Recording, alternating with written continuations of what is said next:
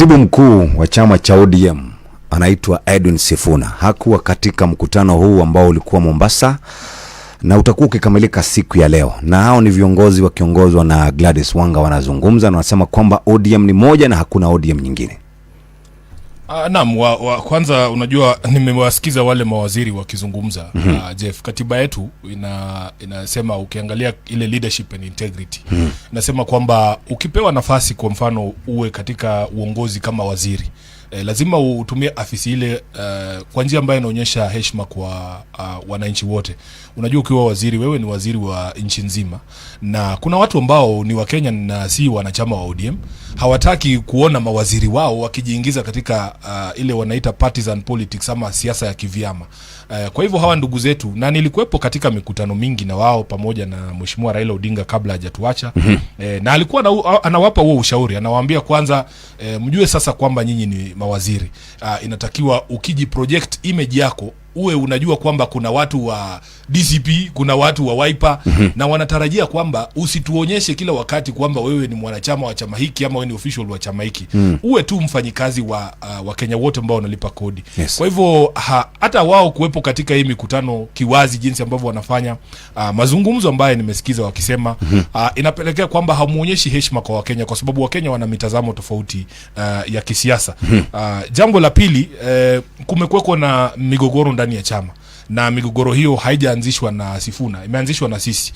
Mkutano kama huo wa jana singeenda kwa sababu nimewapa hadithi kwamba kuna mikutano mingi ambayo wameandaa ya vyama, wanataka kukualika pale, lakini wamepanga hila kwamba udhuriwe katika mikutano hiyo, upigwe, unapangiwa magenge ya majambazi. Kuna magenge ya majambazi yaliletwa pale Kilifi. Yes. Pale kulikuwa na mkutano wa kwanza. Muliwasikia kwa sababu waandishi wa habari walikuwa pale, vyombo vya habari vilinasa wakizungumza mambo fulani, wakamharas yule Mheshimiwa Billy Odhiambo kule Kilifi, kule Vipingo. Yes.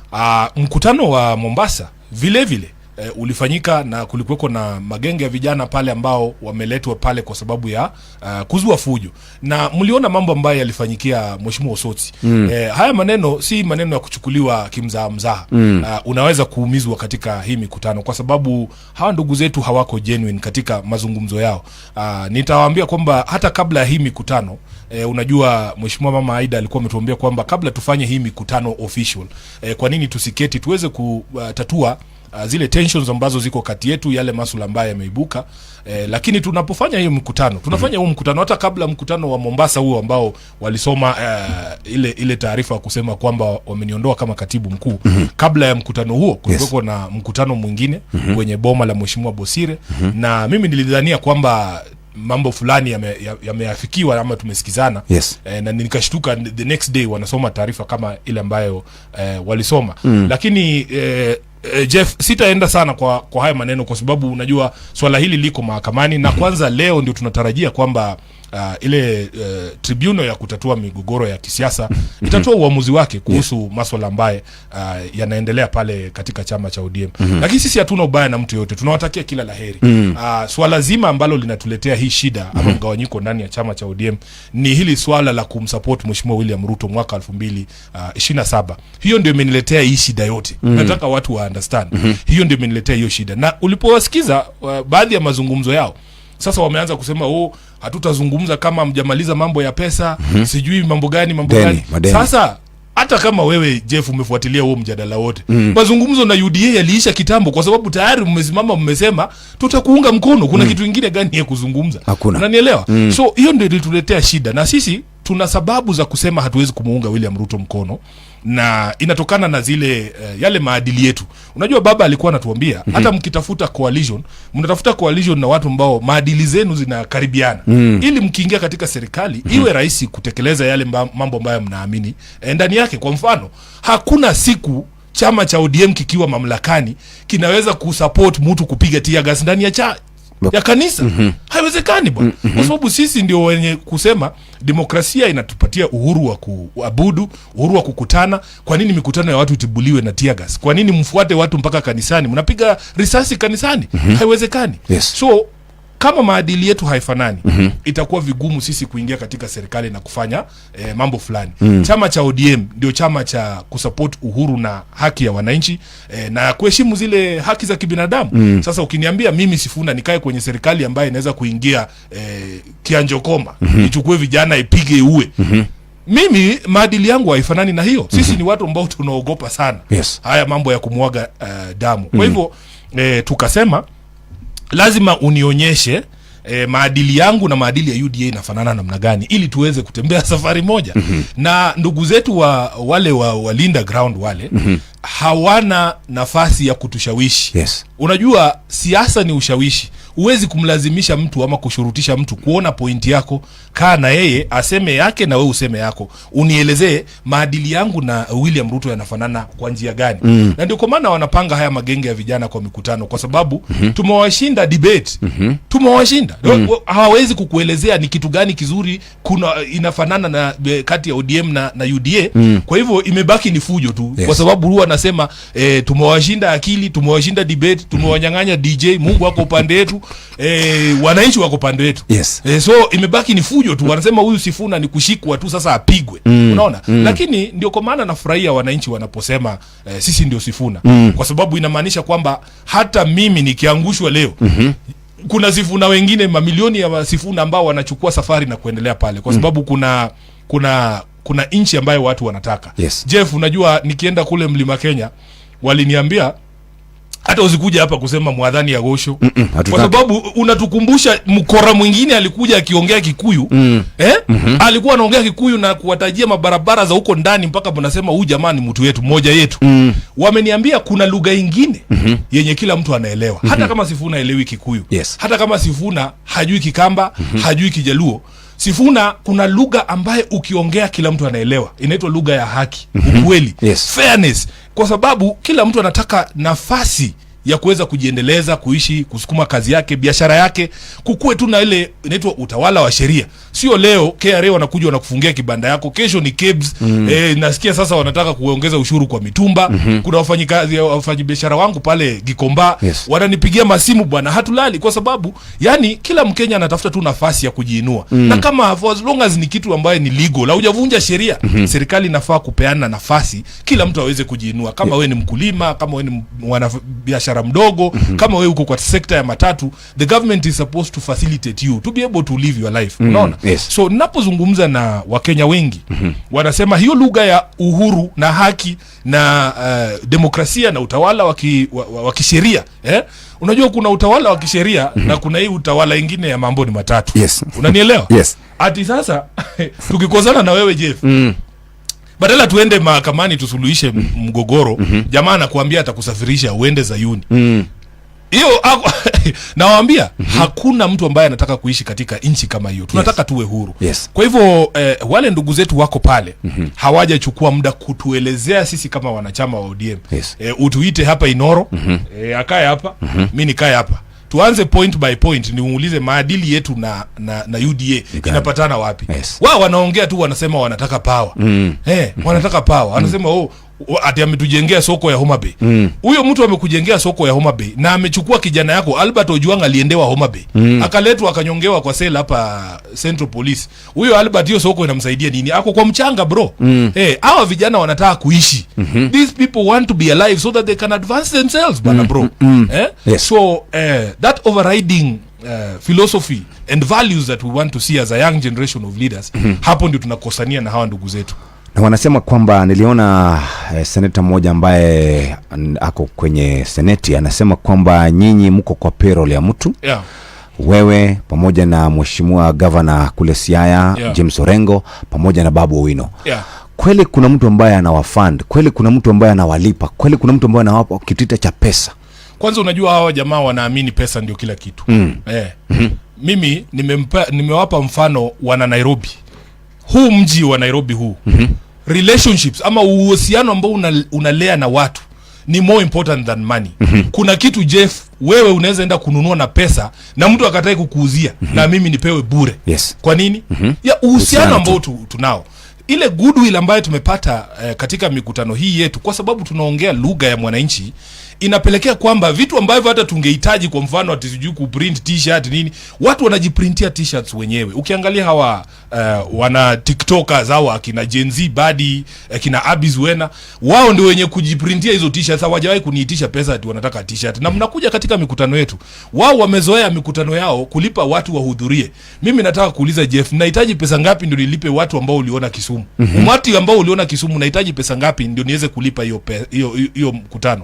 Sisi tumewaambia kwa sababu wako na asasi za inaitwa nini hizi security apparatus. Alitudanganya ati hata kuwa anatumia polisi kwa ajili ya kusettle political scores. Lakini Murkomen alituambia juzi, ananifuata kila mahali, anajua ule mtu nimelala na yeye, saa yenye nimelala na yeye, penye tumelala na yeye. Can you imagine? So kama anajua hivyo, si awaonyeshe ushahidi ya mimi na Uhuru tukichukua ama nikienda kuchukua pesa kwa Uhuru. Si watoe ushahidi, kwa sababu watu wanajaribu kutuharibia jina Jeff. Wamejaribu na imekataa. Wametuita wafisadi, wametuita sijui extortionist, wametutusi na kututupia maneno. Lakini wananchi wamekataa kuwaamini kwa sababu iwapo kuna ushahidi wowote wangekuwa wameutoa. Lakini nataka niseme hili kuhusu Mheshimiwa Uhuru Kenyatta. First of all, nikiwa katibu mkuu wa chama, niliona mambo ambaye Uhuru alifanya kumsaidia baba kushinda uchaguzi wa mwaka 2022. Na kama hiyo kazi ambaye Uhuru alifanya haiwezi kufanya wewe umpe heshima yake, basi kuna shida na wewe. Mimi kama mwana ODM, na ndio maana nilisimama nikasema kama katibu wa chama, kama hakuna mtu kwa chama ameshawahi kuambia Uhuru asante, nataka nichukue fursa hii tena kurudia kusema asante kwa support ambayo ulimpatia baba yetu. Unanielewa? Kwa sababu ukiangalia historia ya jinsi ambavyo kura zimekuwa zikipigwa, kwanza kule Mlima Kenya hatukuwa tunapata kura nyingi, tulikuwa tunapata kura kidogo sana. Lakini kwa mara ya kwanza kwa support ya Mheshimiwa Uhuru Kenyatta tulipata zaidi ya kura milioni 1 kule kwenye mlima.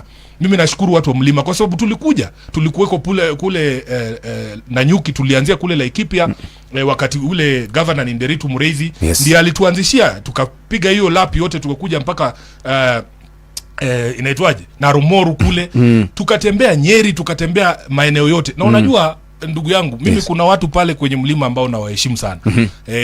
Unajua kuna machairman wa ODM. Kuna machairman wa ODM wanaongozwa na jamaa anaitwa Dickson Bajara ambaye ndio mwenyekiti wa ODM kule Nyandarua. Kukuwa mwenyekiti wa ODM Nyandarua sio sawa na kuwa mwenyekiti wa ODM Siaya. Kweli? Hawa jamaa kina Jack Munoru kule Meru, kuna Francis Gasheru kule Muranga, kuna Njagi Ngari kule Kirinyaga, wako kwenye mdomo ya simba, wanafanya kazi ngumu sana.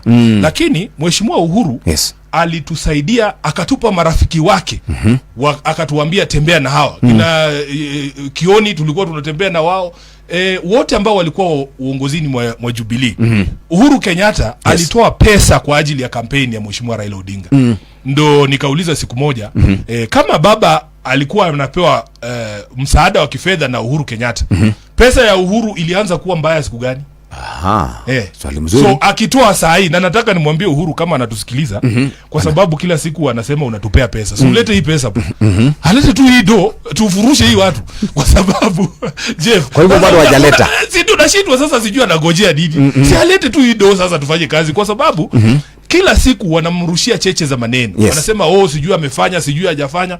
Sisi nitakuambia kwamba kwa sababu nilikuambia they have all the instruments of power, including the police, the NIS and the others. Wa kuonyeshe. Na mimi nitoe M-Pesa yangu. Unajua tuko na website pale na imeandikwa lindamwananchi.com. Na iko na paybill hapo. Watu wanatuma 10 bob kwa hiyo paybill bro. Na ninaweza kukuletea hiyo simu nikuonyeshe balance. Hiyo paybill ndio tunalipa nayo DJ. Tumecollect more than $1 million kwa hiyo paybill. Unanielewa? Alafu sisi wenyewe pia si ati ni watu wadogo. Watu wa Nairobi wananijua, wameniandika kazi, wanajua mshahara wangu. Mimi ninaweza kutoa pesa kwa ajili ya a cause that I believe in. So hawa wabunge ukiona kama kwa mfano ile statement tulianza nayo, statement yetu ya jana kuhusu mambo kule Tanzania, ilikuwa imewekwa signature na wabunge zaidi ya 15. Hawa wabunge tumesikizana kwamba tukifanya mkutano kila mtu atatoa shilingi 1,100. Hiyo ni pesa ngapi? 1.5 million tayari. Hiyo inatosha kulipa stage na sound, inatosha kuweka ulinzi, and that is all you need, kwa sababu kama wananchi wamekukubali, wananchi wamekukubali. So kwa sasa mimi nataka niseme kwamba ile heshima ambayo tuko nayo kwa Mheshimiwa Uhuru inatokana na kazi ambaye alifanya kuweza kumsaidia baba. Mwenyewe amekaa akirudia, akiongea swa na watu wake wa Mount Kenya, akiwaambia niliwaonya. Sasa raundi hii pia akiwaambia muende style fulani, pia mkwe mnawasikiza. Yes. Na ndio maana unaona jamaa wanakasirika sana. Nasikia jamaa mwingine ambaye amezoea kuleta hoja ambazo haziendi mahali. Kuna senator mmoja hapo, yes, ati alipeleka hoja kwenye Senate jana, na nataka watu waelewe kwamba vitu ya Samson Cherargei hakuna mahali inaendanga. Kweli. Si mara ya kwanza. Number one, ukitaka kujua hii kitu ni ile ya inaitwa nini? Yani ni kuchocha tu, anataka kuwa kwenye vyombo vya habari. Ukitaka kwa mfano kuleta mswada wote mbele ya Senate, unapeleka kwanza, lazima kuwe approved na speaker. Leo ndio siku ya sitting, lazima uione pale kwa order paper. Yes. Lakini ukiona kitu kama mimi mwenyewe ni senator na nilisikia hii kitu kwa news, inamaanisha akisha file pale kwa registry ya Senate, hata kabla ikuwe approved na mtu yoyote, anapeana kwa waandishi wa habari. Kwa waandishi wa habari. Anataka hizo headlines. Na si mara ya kwanza, unakumbuka ni yeye yule alikuwa anajaribu kuleta mswada ati sijui kuextend term ya maseneta ati ikuwe 7 years. Na niliwaambia hakuna mahali hiyo kitu inaenda.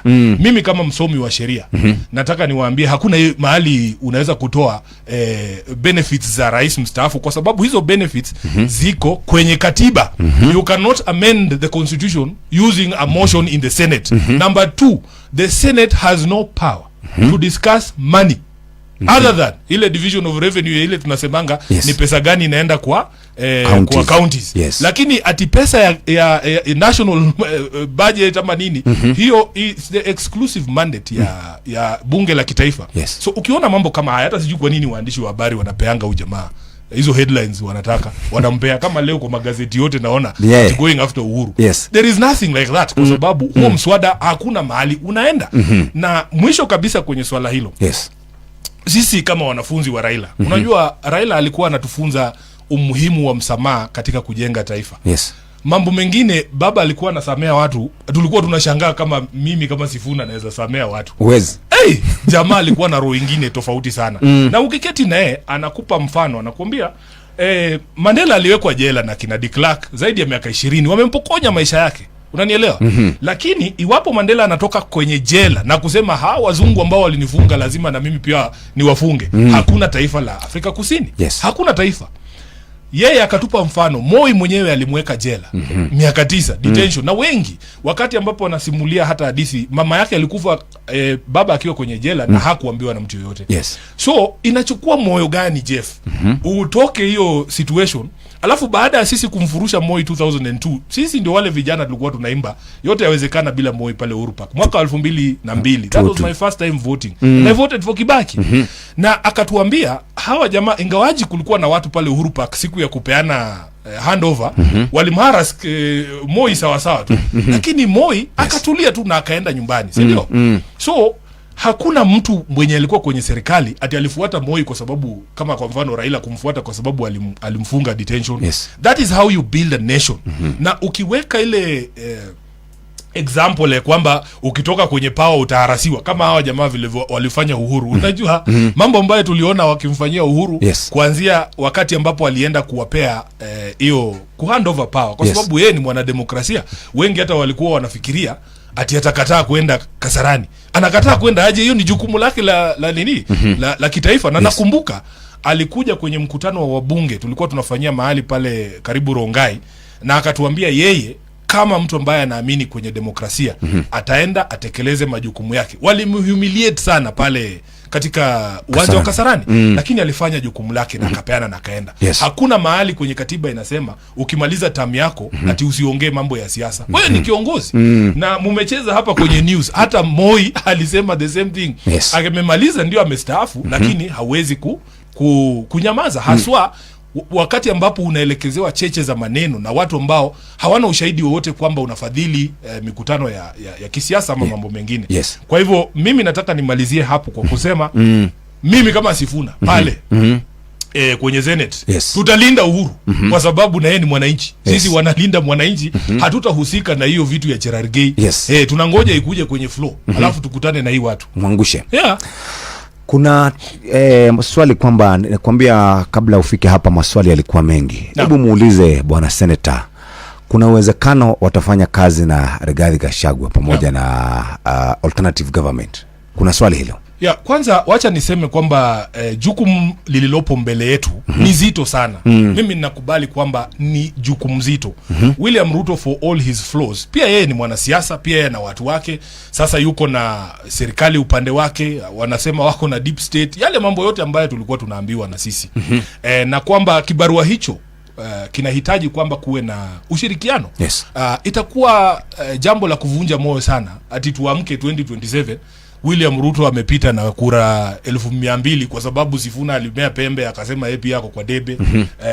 Kalonzo akasema ako kwa debe. DCP wakatoa candidate. Iwapo mtampa William Ruto hiyo nafasi ya kurudi, tutakuwa tumewakosea Wakenya, kwa sababu Wakenya kwa kweli wanaumia. Na Wakenya wametuambia wanataka nchi tofauti. So what are we supposed to do? We are supposed to give Kenyans hope that we as a political leadership, ambao wote tumekubaliana kwamba huyu mjamaa hafai kuwa kwenye hii ofisi hata siku moja zaidi. Lazima tufanye yote ambayo yanawezekana, ili kuhakikisha kwamba tumemuondoa pale kwenye mamlaka. Iwapo itachukua kwamba muungano wa kisiasa uwe muungano mmoja mkubwa, na kuwe na majina mawili pekee kwenye debe, ya William na mwingine kutoka upinzani, tufanye kazi ikuwe rahisi. Hata wale mashosho wetu hawataki kupewa ballot mrefu kama zile za MCA, unaona ziko na watu 30 hapo. Unataka kuangusha William, hauoni pali candidate wako yuko. Tupatie Kenyans a ballot paper that is 2 names peke yake, huyu incumbent na yule ambaye tunataka kumuingiza. Na itapelekea kwamba kuwe na mazungumzo mazito. Tuzungumze, tuangaliane kwenye macho vile tunaangaliana na wewe Jeff. Tukuulize wewe, mtazamo wako wa nchi ni upi? Ungependa kufanya mambo gani? Kama sisi vijana tunaamini kwamba tunataka turudishe nchi ama taifa kwenye reli ya maadili. Iwapo Kenya hii ingekuwa inaongozwa na maadili, ndugu yangu, maadili ambayo yako pale, kwa sababu Kenya ina historia. Ukisoma katiba ya Kenya, kuna vitu ambavyo Wakenya walifika mahali wakasema tunataka tuache kufanya, na mengine ambayo tulisema tunataka tuanze kufanya. Ukisoma ile preamble ya katiba itakupa historia hiyo. Wanasema Wakenya wanataka serikali ambaye inaamini maadili 6 muhimu. Ya kwanza ni human rights ama haki za kibinadamu.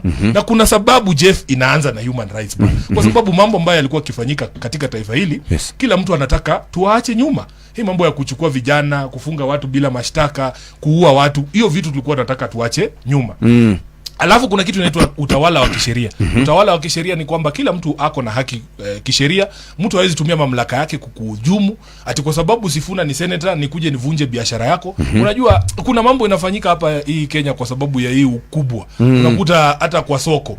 Soko ikijengwa bana, unasikia MCA amechukua stalls 50. Wanakuja wanalia kwa ofisi yangu, wanasema list ya watu walikuwa kwa soko ni tofauti na watu ambao wamepatiwa ile soko. Tulikuwa siku nyingine kwenye soko la Kahawa West. Watu wako na soko ndani ya soko ya Kahawa West. Alafu jamaa anakuja anachukua, anaweka stalls nje ya gate ya soko. Alafu sasa traders wananiuliza, Sifuna, sisi tunalipa kanjo kila siku. Ndio watu wakuje kuingia kwa soko wanunue, na tunahitaji watu wanunue vitu zetu ndio tulipe kanjo. In fact, our West Market was giving Nairobi County the biggest amount of collections every day. Alafu unakuja unaweka stalls hapa mbele. Ukiuliza hizi stalls ni za nani? Na mtu gani anatumia akili gani kuweka stalls hapa mbele? Yani kwa sababu hatuna utawala wa kisheria. Ukijaribu kuvuruga huyo mtu, unakuta yeye sasa ndiye akona polisi makanjo. Sasa watu wanashindwa, what are we supposed to do? Sisi wale ambao tunafuata sheria tunahujumiwa. Unanielewa? So tunataka utawala wa sheria. Utawala wa sheria pia unamaanisha hauwezi kunishika tu unifungie mahali. Na tukikuwa na mzozo tunaweza enda kotini tusuluhishe, na wakati mahakama inasema kwa mfano hiki kipande cha ardhi hapa Ruai, hii ni ya Jeff, yeye ndiye ako na title. Unakuta mtu anakuambia kwa sababu mimi ni senator wa Nairobi, mwambia hiyo yako ni title, karatasi uko naye. Lakini mimi ndio niko in power. Hiyo ni shamba ya senator. Natuma vijana pale kwenye shamba yako. Wamekuja wengi wakilia bwana. Wamekuja wengi wakilia kule Kasarani. Watu wanachukua mashamba ya watu tu. Unaingiza pale vijana kwa sababu wewe ni kiongozi. Mtu anakuja ati wewe sijui Kotodo, na mwambie hiyo ni yako. Hakuna mwekezaji Jeff anaweza weka pesa yake mahali ambapo kuna vitu kama hivi. Mimi huwa nikizungumza na vijana nasema tunavunjika moyo sana. Kwa sababu in our time, sisi wakati ambapo tumemaliza university bwana, tulikuwa tunaletewa barua za employment ndani ya darasa. Because the economy was doing so well during that time. Yes. Wakati kuna kina Kibaki wako pale, ya kwamba mashirika yalikuwa yanaweza kuhaya watu. Yes. Tulikuwa na list, ilikuwa inaitwa Dean's List pale law school pale University of Nairobi. Ukiwa tu top 20, Yes. uko na barua 3, wewe mwenyewe ndio kwenye kuchagua pale unataka kwenda kufanya kazi. Watu walikuwa wanaendesha magari wakitoka kwenye darasa bro. Yes. Saa hizi vijana wanamaliza, mtu ametoka KU miaka 10, miaka 8 hajapata barua. Na shida ni gani? Rais anachukua barua anapatia wabunge. Barua za TSC. Of course Sifuna hapati, wanasema hizo barua ni za watu wa broad based. Upati? Hawanipi bana. Wewe acha nikuambie hii story. Unajua ni kitu kigumu sana. Ndio kwa maana tukisema tunataka kurudisha taifa kwenye reli ya maadili, ili kuwe kwamba TSC ni shirika ambalo linafaa kuwa na mfumo wa kujua nani ndio ana deserve kupata kazi na nani mwenye ha deserve kwa sababu ya time ambayo umespend outside after kugraduate. Sasa unakuta wamechukua barua wanapea wabunge. So unakuta huyo mbunge akienda nyumbani, yeye ndiye anachagua mtu anapea. Unaweza kuta mtu amegraduate 2 years anapata. Wewe umekaa miaka 8, miaka 10 hujawahi pata. Nilienda nyumbani Christmas mwaka uliopita, mama yangu ananiuliza, wewe na hii mdomo yako mingi, so unyamaze, ndugu zako wako hapa, kwa sababu pia yeye ameletewa list. Ameletewa list ndugu zangu wenyewe. Wenye wamegraduate hiyo miaka 8 10 wanangoja, wanasema, na unajua wabunge wakikuwa na hizi barua kila mtu anajua. Wanasema Sifuna, wewe umeficha barua. Nawaambia mbele ya Mwenyezi Mungu mimi sijapewa barua, sina barua. Unaona? Wao wako nazo. Wao wako nazo. So huo mfumo it's not sustainable. We need to restore meritocracy, kwamba kila mtu akuwe na haki. Yaani iwe fair system.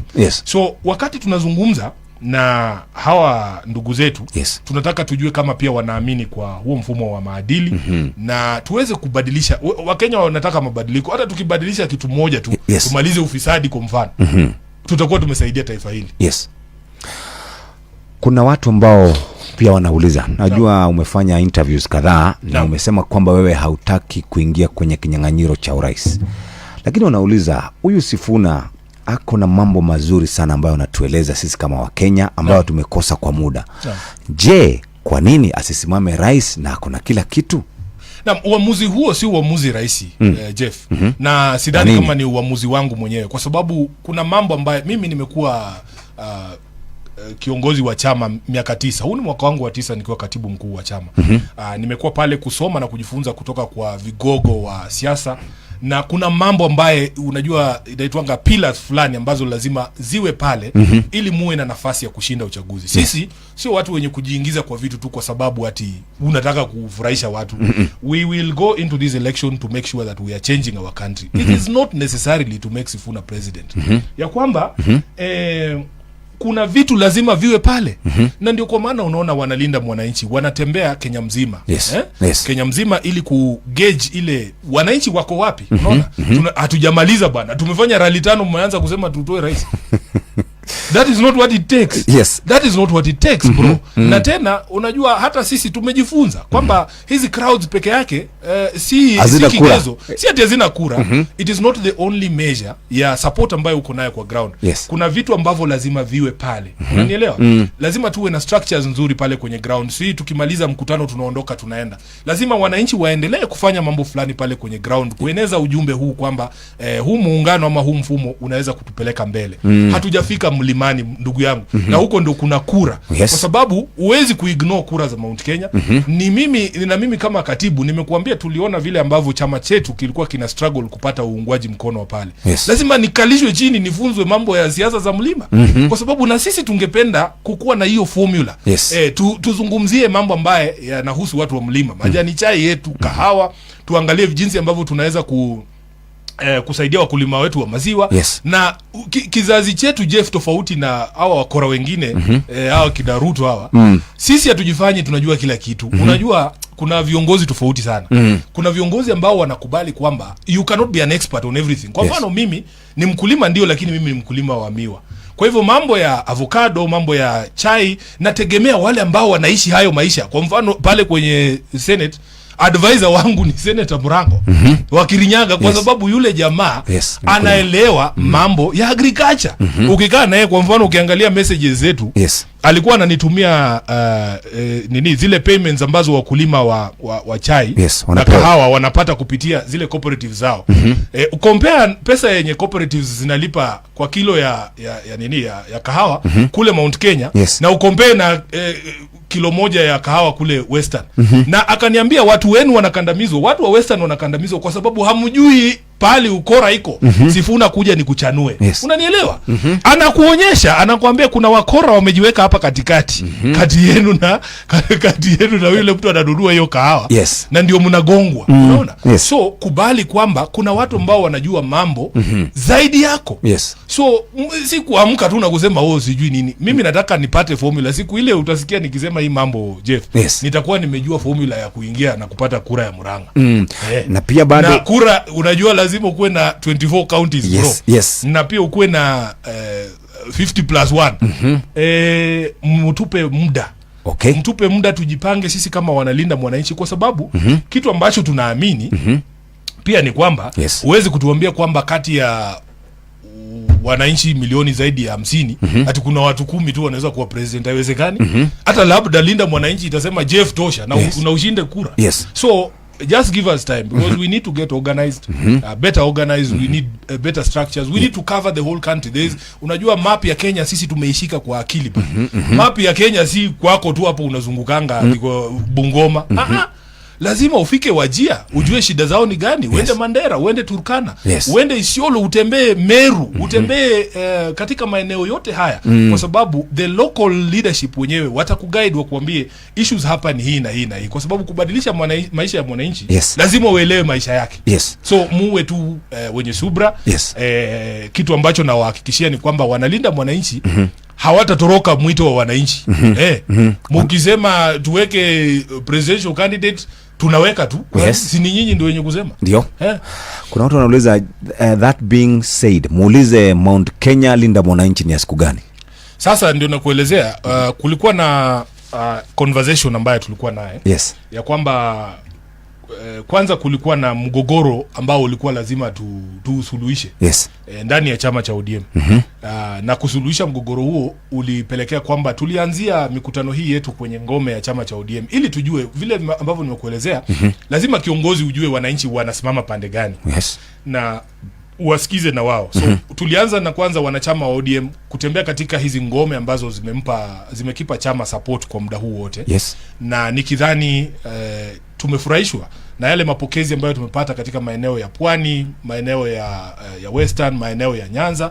Na tuko sasa na ile confidence ya kwamba wengi wa wanachama wa ODM wanakubaliana na mawazo yetu kuhusu mustakabali wa chama ama the future of the party.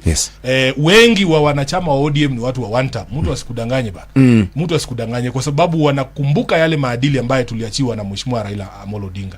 Kwa hivyo baada ya hiyo na nimekuelezea kwamba tunajua kwamba map ya Kenya lazima Wakenya wote wafikishiwe huu ujumbe. Kuna wale watakubaliana na sisi, kuna wale hawatakubaliana na sisi, lakini lazima jukumu letu kama viongozi, kwa sababu ukichukua uongozi wa taifa, wewe si president wa pahali pamoja. Wewe ni rais wa kila mahali. Kwa hivyo kama unataka kutua uongozi wa chama, hata wale ambao hawakuungi mkono, lazima uelezee maisha yatakaa vipi chini ya uongozi wako. So tutaenda kila mahali. Ile ndio hakikisho ambalo nataka kutoa.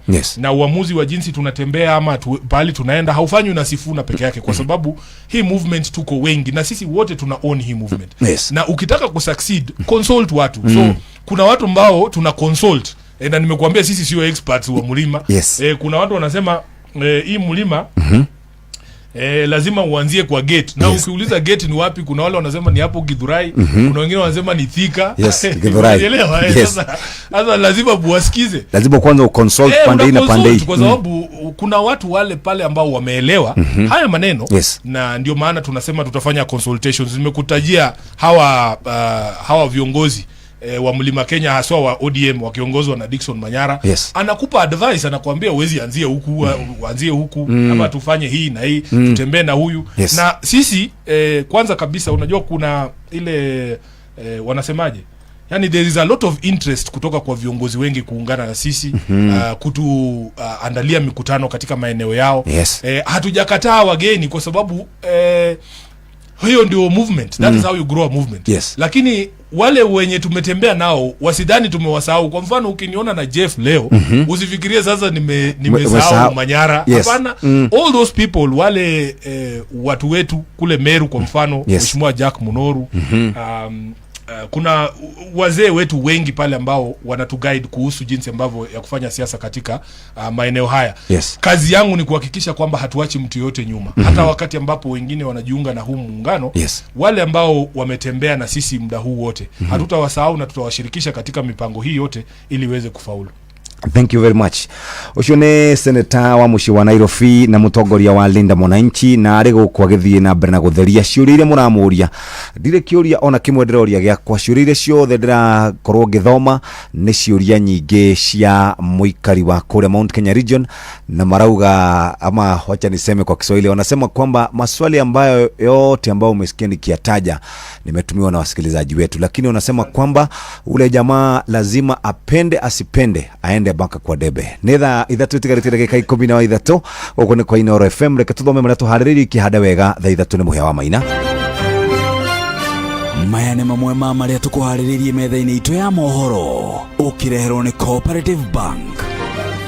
Right, hamwe na mohoro marĩa tũragũthagathagĩra ithaa-inĩ rĩrĩ na marĩa tũrakũrehera wona ciarĩkia kwĩhanda thaa 3 nĩ atĩ Senator wa Nairobi Edwin Sifuna nĩ agithĩtie kĩene ndereti ya mũrunawe Cherargei ũrĩa ũrongoreirie kũnyihia marĩhi ma ũkũrũ-inĩ ma mũgathe Uhuru wa Kenyatta. President Suluhu kũria mũrunawe Ruto mang'ethanĩre na njĩra nene na andũ ethĩ hamwe na ateteri ihoto cia mũingĩ arĩa marageria gũthoga thayũ wa thirikari cia Kenya na Tanzania, na mutumia ũmwe kũrĩa mwena wa Ruai gũkaĩra thirikari thutha wa mũthigari ũmwe kũgeria kũmũtunyũkithia mũgũnda wake. Mohoro maya hamwe na mangĩ maingĩ mamũkĩre thutha wa ndagĩka 12 o gũkũ mũciĩ wa Ũtugi na Otana. Macio nĩ mamwe ma marĩa tũkũharĩrĩirie metha-inĩ itũ ya mohoro, wareherwo nĩ Cooperative Bank. Kuri we urabatara mbeca cia kugura mugunda, kuriha school fees, gwaka nyumba, ona kana wewe na mwaka ũrathiĩ na mbere, rĩu bengi ya Cooperative nĩ ĩkũrũmbũĩtie amuru urabatara payslip yaku ya mĩeri 3 nginyagia mĩeri 6, ũheo ngombo cia nginyagia ciringi milioni 9 no ũhote gũkinyanĩria merirĩria ma ngoro yaku. Angĩkorwo ũrĩhagwo mũcara waku kũgerera bengi ya Cooperative, no ihũrie ngombo ya mobile loan ya nginyagia ciringi 500,000. Cerera rũhonge o ruothe rwa Cooperative Bank rũrĩa rwĩ hakuhĩ nawe, ona kana ũhũre 0703027000 kana waranĩrie nao kũgerera WhatsApp 0736690101 ũtarĩrie ũrĩa ũngĩihũria ngombo yaku no ũkinyanĩrie iroto ciaku. Cooperative Bank nĩ ka payslip tu.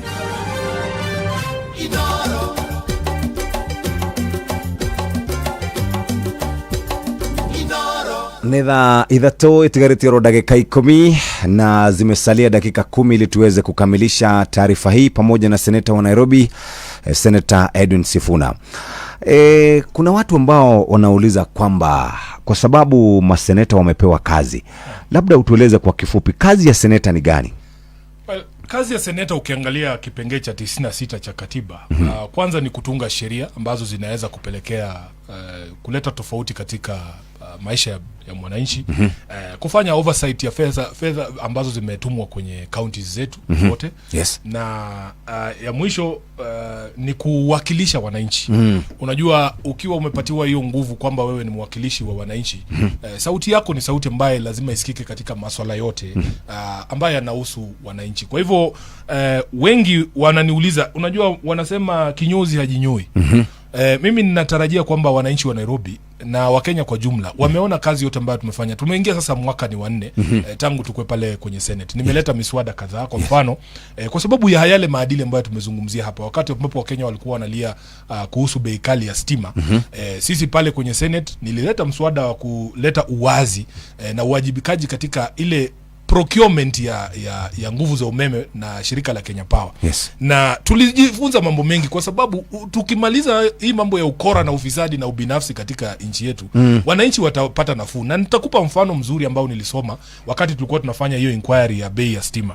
Kuna mashirika ambayo yanatoa umeme, yani kugenerate stima wakitumia kwa mfano upepo na kutumia jua, na shirika moja lile, in fact it is the biggest wind farm I think in Africa, ile Lake Turkana.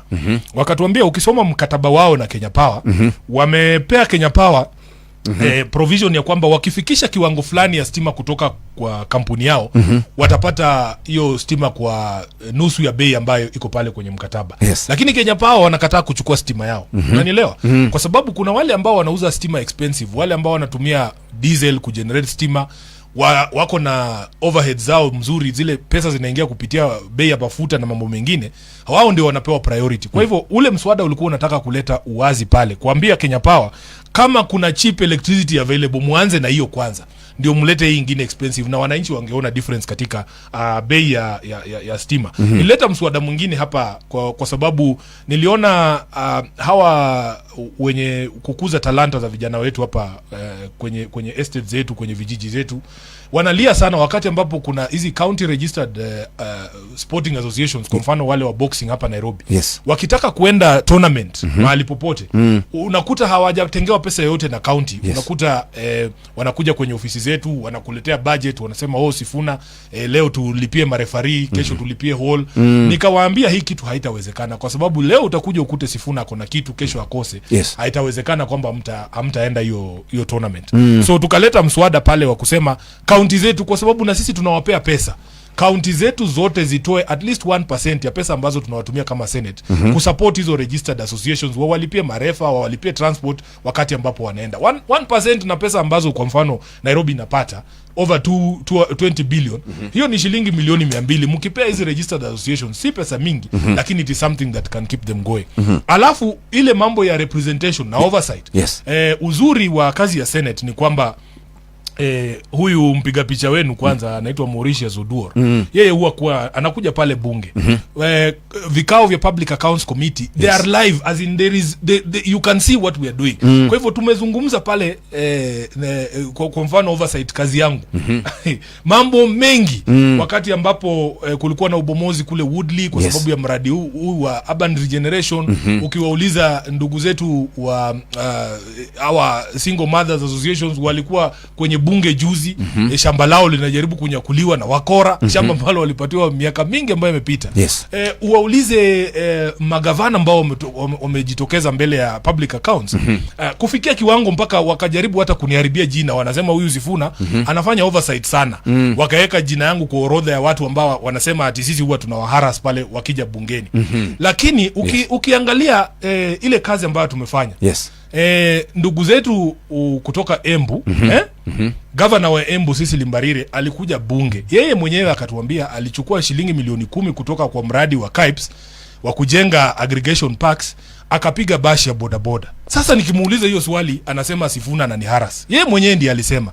Wakati huo hospitali ya Runyenjes haina ward ya wanaume. Yes, sasa wanataka ni nyamaze. Juzi pale Ishiara watu wameenda kuandamana kwa amani kwa sababu ya poor service delivery kwenye hospitali ya Ishiara. Yes. Wakapiga watu wawili risasi pale wakakufa. Wanasema Sifuna anyamaze. Unaniona? Yes. Kama mwakilishi wa wananchi, jameni, siwezi kunyamaza mambo kama hayo yakitukia. Governor wa nini Watarakanithi, Mheshimiwa Mudhomi Njuki, Yes. alikuja bunge na mbele ya Mwenyezi Mungu hizi kamera zilikuwa pale. Yaani makaratasi ama stakabadhi ambazo alikuwa ametuletea zilikuwa mbaya, mpaka tukimuuliza, Mheshimiwa, hebu nisomee hii barua yako hapa inasema nini? Vile aliona hiyo kitu imeandikwa hapo na ni makaratasi yake yeye mwenyewe ameleta kwenye bunge. Jamaa akasema haoni, ati amewacha miwani yake nyumbani. Yes. Sasa wanaita Sifuna ati extortionist. Yes. Akakuja mwingine wa Vihiga. Ndio msiseme labda watasema naumiza watu wa Mlima. Haya. Wa Vihiga. Yes. Akakuja akatuambia baada ya wao kujenga nyumba ya speaker, walitumia 5 million kurusha basha hapo ati housewarming. Yes, kulikuwa na Yes. za hiyo bro, ukiangalia hospitali hakuna madawa. Yes. Wanasema Sifuna ati ninafaa kuwa tu mpole, ni nyamazi, niangalie chini kwa sababu huyu ni wa nyumbani. Jameni, haiwezekani bwana. Yes. So kazi yangu ya oversight, wale ambao wamekuwa kifuatilia vikao vya bunge. Yes. Mheshimiwa Sakaja governor wa Nairobi tumemuita pale kwa masuala ya mashamba, kwa masuala ya hospitali, kwa masuala, na mara nyingi alikuwa hafiki kwa bunge. Na ile kitu watu hawajui ni kwamba hatuna power sisi kushika hawa watu mashati. Unaona? Yes. Ingawaji kulikuwa na kizaazaa juzi hapo. Mlikuwa mkimbiza mtu. Nilikuwa hapo. Ngoja nikuelezee. Huyu ndugu yangu Sakaja tumemuita, tumemwalika kirasmi kufuata kulingana na kanuni za bunge. Yes. Tumemwandikia barua, hakuji. Tunatuma polisi wamshike, hawamshiki. Sasa akakuja yeye Senate, lakini alikuwa mjanja, unajua alikuja asubuhi. Vikao vya Senate huwa vinakuwa afternoon. Yes. Aya, so yeye akaingia akatoka. The next day mwenzake wa kutoka Samburu amekuja pia yeye kupiga content. Vijana wanasema kutengeneza content hapo nje ya bunge. Yes. Sasa sisi tumekaa kwenye bunge tunauliza speaker, ala, huyu jamaa si kuna arrest warrant iko out. Na ndio huyu hapa nje anapiga show. Yes. Speaker akasema akatuma yule anaitwa Sergeant at Arms ambaye ndio mwenye kuweka ulinzi pale bunge. Akasema enda uchukue huyu jamaa umpeleke ile kituo cha polisi cha bunge pale. Na sisi tukatoka kusaidia Sergeant at Arms wetu. Yes. Kwa sababu tunajua hawa watu ni wakora. Sasa kufika pale nje nilimwambia governor, hata ni wewe tumekuwa tukitafuta. Kumbe uko hapa, tuende ndani bro. Sasa za ile tunatembea tukafika kwa gate, sijui nani alimunongonezea. Ati hapa bro unaingia kwa ngori. Yes. Niliona jamaa amechana mbuga tu amepotea. But the point that we are making is this. Hakufai kuwa na uhasama kati ya maseneta na magavana. Haifai kufika pale. Yes. Even me as a senator, I will not be proud ya kwamba kuwe na uhasama kati yetu na hawa magavana. Na ndio maana wenyewe walikuja wakaketi na uongozi wa Senate, wakaulizwa, ebu hii madai ambayo mmetoa hii, ushahidi uko wapi? Yes. Kwa sababu kutoa madai ni kitu kimoja, lakini lazima ulete ushahidi. Yes. So mgogoro huo ni kama umepelekea kusuluhishwa, na sisi kama maseneta hatuna shida. Tutafanya kazi yetu kulingana na ile ripoti ambayo imetoka kwa mkaguzi wa hesabu za Kenya. Yes. Za umma. We only use the Auditors General's report and also the response from the county government. Yes. So hiyo ndo kazi ya Senate bro. Na kwa sasa kazi yetu imekuwa kujaribu kutafuta fedha zaidi, and I'm very proud of the work that we have done in this Senate. Kwa sababu kwa mara ya kwanza fedha ambazo zinaenda kwa counties zimecross the 400 billion mark. Hiyo ni Senate ya huu muhula ndio imefanya. Na tunazidi kushinikiza kwa sababu hata nakumbuka kuna watu wananiambia ati huyu Sifuna huyu ile MOU yetu na UDA pia unajua ili niletea ngori bro sana, ili niletea shida. Lakini tulikuwa tumesikizana counties zipate 450 billion. Yes. Na hata kama magavana hawatupendi, hata kama tunatashwishi, bado sisi kama Senate, kwa sababu tuliapa kusukuma pesa zaidi kwenye counties, tutaendelea kufanya kazi hiyo. Na ndio kwa maana ukiangalia mswada ambao uko sasa mbele ya bunge juu ya ugavi wa hizo fedha, William Ruto bado ameandika 420 hapo. Na anatudanganya na baba ati atatupea 450. Yes. So sisi kama Senate tumechange, tumesema tunataka 450. Na hiyo ndio tutapitisha. Very good. Ya mwisho kabisa. Una dakika moja kuzungumza na wananchi wa Kenya ambao huwa wanaamini kwamba Kenya inafaa yale mambo ambayo umesema, uhuru na mambo kama dakika moja. So mimi nataka Wakenya kwanza wasikufe moyo. Na unajua Jeff, ninapotembea Kenya hii, ile kitu watu wako nayo ni si uoga pase, but ni ile yani wameona wanasiasa before. Wametuona hivi vitu yote Sifuna anasema, kuna watu walikuwa wanasema siwezi kufanya kazi na William Ruto nini. Kuna kauoga fulani. Yes. Kuna ngoma inaitwa kauoga fulani. Yani kwa sababu people have been let down so many times. Yes. So hata ukikaa pale ukiwaelezea mambo mazuri, wanakaa wanasema huyu bei yake watafika, sijui nini, lakini nataka niwape moyo. Yes. Ya kwamba nchi hii inaweza kubadilika. Na hakuna njia nyingine ya kubadilisha nchi bali kufanya kazi ambayo inahitajika kubadilisha nchi. Hatutawaangusha. Yes. Ile ni kitu ambacho nataka niwaambie. Hatutawaangusha. Tunajaribu kila siku kujinadhifisha, na sisi pia tuko na makosa zetu, lakini we are trying to improve and grow ourselves. Yes. So that we can be good leaders for this country. Yes. Nilifurahi sana, unajua rafiki yangu Irungu Kang'ata. Mimi na marafiki wengi sana. Yes. Irungu Kang'ata tulikuwa na yeye shule. Na mimi vile namjua, ni mtu ambaye hawezi simama ati amekimya kwa sababu na watu wake wanakandamizwa. Hawezi. Nilikuwa nangoja tu nione time gani huyu jamaa atakuja aseme ukweli wa moyo wake. Yes. Na najua moyo wa Kang'ata bwana. Unajua mtu nimemjua zaidi ya miaka 26. Yes. I know his heart. Hawezi kunyamaza wakati ambapo mambo yanaenda vibaya. Na unajua kuna barua alikuwa ameandika 2022. Yes. Tukakataa kumsikiliza. Na tulizama. So sahi ameandika nyingine. Sahi ameandika ingine. Yes. Na tunajua vile Kang'ata ameona hii kitu vile inaenda. Hata sisi tunaamini taifa zima limeona. Kwa hivyo tunataka tuwape hope ya kwamba kunaweza kuwa na kizazi kipya cha uongozi. Watu ambao wana maadili at this particular point in time. Tunatafuta tu mtu mzuri. Yaani mtu tu roho safi. Unajua kuna vitu sijui vile naweza eleza Jeff. Kuna vitu yenye vile wengine wetu tumelelewa na tumefunzwa na ile viboko ya mama tulipata.